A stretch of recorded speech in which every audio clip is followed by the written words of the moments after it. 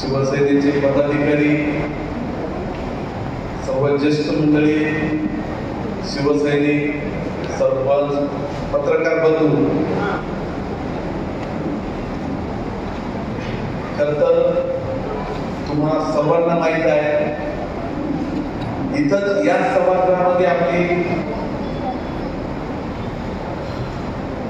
खासदार हेमंतभाऊ पाटील सुद्धा उपस्थित होते. त्यांच्यासाठी तिथं बैठक झाली होती. परंतु अचानक त्यांचं तिकीट कटल्यामुळं पुढं द्यायचं कोणाला, वरच्या स्तरावरून चर्चा झाली की आपल्याकडे बाबूराव कदम नावाचा व्यक्ती रिकामच आहे. बाहेरचे कोणी आपल्या पार्टीत घेऊन त्यांना तिकीट देण्यापेक्षा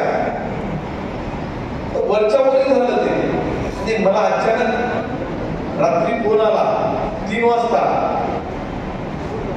महाराष्ट्राचे मुख्यमंत्री एकनाथ शिंदे साहेब. आता माझ्याजवळ ते पुढारी नसतील आणि मी ते मला आता माहित नाही. रात्री 3 वाजता मी फोन ते उचलला नाही. ते कूलर, उन्हाळ्यातले गरमी, त्याच्यामुळे ते बाजूलाच बेल गेला. म्हणजे 2 वेळेस 2 कॉल आले. सकाळी बघितल्याच्या नंतर पहिला फोन संपर्क करून जाधव साहेबांसोबत केला. त्यांनी म्हणले रात्री 2 वेळेस तुम्हाला मुख्यमंत्री साहेबांनी फोन लावले, तुम्ही फोन उचलले नाही. आता फोन ताबडतोब तुम्ही मुंबईला निघा. त्याच्यामुळे आम्ही बाय रोड मुंबईला निघालो समृद्धी महामार्गाला. आपल्याला इलेक्शनच्या पिरियडमध्ये सुद्धा सांगितलंय आणि आवर्जून आज सांगावंसं वाटतं की तिथं आम्ही रात्री 8 वाजता पोहोचलो. 8 वाजता जे बसलो, आमचा नंबर केव्हा लागला? सकाळी 4:45 वाजता. म्हणजे त्याच्यात काही वेळ DCM देवेंद्र फडणवीस साहेब होते 2 वाजेपर्यंत. पुन्हा तिथं अजितदादा साहेब आले, बरेच उमेदवार होते. 4:45 वाजता आमची चर्चा झाल्याच्या नंतर मी तिथून बाहेर पडलो. तरी सुद्धा मी त्यांना जे काही सांगायचं ते सांगितलं होतं. परंतु शेवटी पक्षांचं म्हणणं, त्याचबरोबर काही जणांचं, आपल्याही कार्यकर्त्याचं म्हणणं, पुढं संधी आलेली सोडायची का? म्हणजे असे अनेकांचे वेगवेगळे विचार राहतात. त्या याच्यातून आपली उमेदवारी त्यांनी तर फायनल केलीच होती. परंतु वेळ 18 दिवसाचा, 11 तालुके, बऱ्याच ठिकाणी आपण पोहोचू सुद्धा शकत नव्हतो. सर्कल वाईज जिल्हा परिषदेचे सर्कल असतात त्या ठिकाणी बैठका लावल्या आणि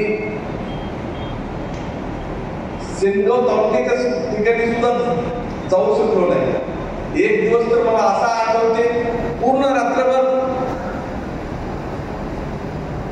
1 मिनिट सुद्धा झोप घेतली नाही. सकाळी 5-5:30 वाजता घरी पोहोचलो, ब्रश केला, तयार झालो की बस पुन्हा गाडीत बसलो, पुढचा दिवस.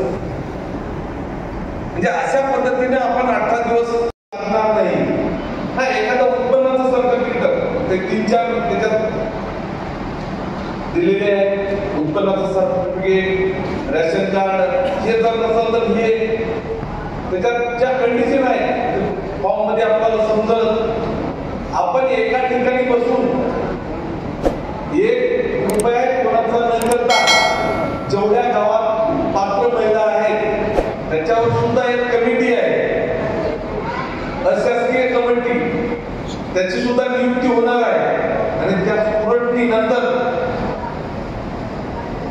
उद्यापासून भरला काय आणि 30 दिवसाला भरला काय, 60 दिवस, 31 ऑगस्ट पर्यंत. 1 जुलै पासूनच त्याचे 1500 रुपये महिना चालू झालेला आहे. आणि 31 ऑगस्टच्या नंतर जरी फॉर्म आपण भरला, परंतु त्यांना या मागच्या 1 जुलै पासून पैसे मिळणार नाही.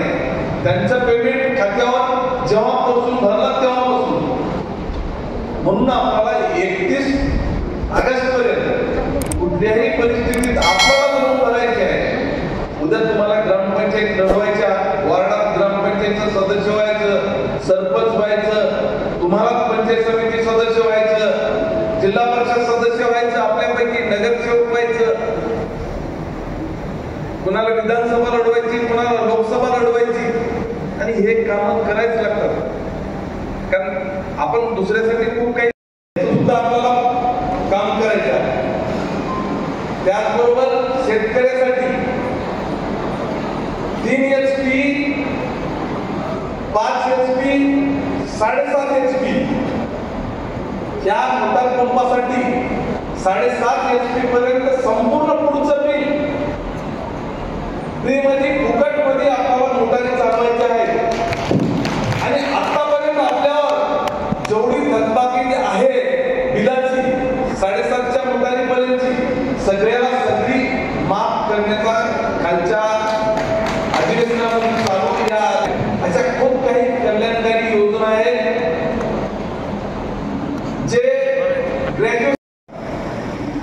प्रधानमंत्र्यांची ज्यावेळेस नांदेडला सभा होती त्यावेळेस तिकडून येते वेळेस अर्धापूरला दत्तराव पाटील पांगरीगड उपजिल्हा प्रमुख ते भेटले. त्यांनी म्हणले तुम्हाला वेळ आहे पुन्हा येणार नाही, आमच्याकडचे एक गाव राहून गेलं, तिकडचे 5-6 गाव. आणि ज्यावेळेस गावित साहेब आले होते, डॉक्टर साहेब असतील गावित साहेब आले होते, सोनटके साहेब आमचे नंतर वानोळे साहेब, त्यावेळेस मंत्री महोदय आल्यावर त्यावेळेस फक्त बरोबर ते एक गाव. आणि मुख्यमंत्री ज्यावेळेस सुमन गार्डन मध्ये आले होते त्यावेळेस हातगावला. त्याच्यानंतर हिमायतनगरला सायंकाळचे माझा हातगाव आणि हिमायतनगर मला त्या ठिकाणी सभेला भेट देणं याच्या व्यतिरिक्त एकाही वेळेला मी पोहोचू शकलो नाही. तरी सुद्धा तुम्ही आज 1638 मतं आणि म्हणजे 800 मतं जर असतील आपण सही घेतली. तुम्हाला माहित असेल नसेल सगळ्यात प्रश्न हे 20 वर्ष राज्यकर्ते आहेत, कोणाच्याही डोक्यात नव्हतं एवढा मोठा विजेचा प्रश्न आहे. सगळ्यात मला जे सर्वात जास्त बोल येतात ट्रान्सफॉर्मर फेल झाला, लाईट गेली, संध्याकाळी इकडची लाईट नाही, तिकडची नाही, इकडचं सगळ्यात एक कारण आपल्या हातगाव तालुक्यामध्ये एकच 132 kV आहे, ते म्हणजे तामशाळा. आणि दुसरं आहे बाळापूर घोडा कामठेला. आमचे 4-5 तिकडचे तर 33 kV आहे, ते आम्ही तिकडे जोडलेले आहोत. आणि बाकी पूर्ण तालुका 132 kV. कारण 132 kV ची लाईट 33 kV लाईट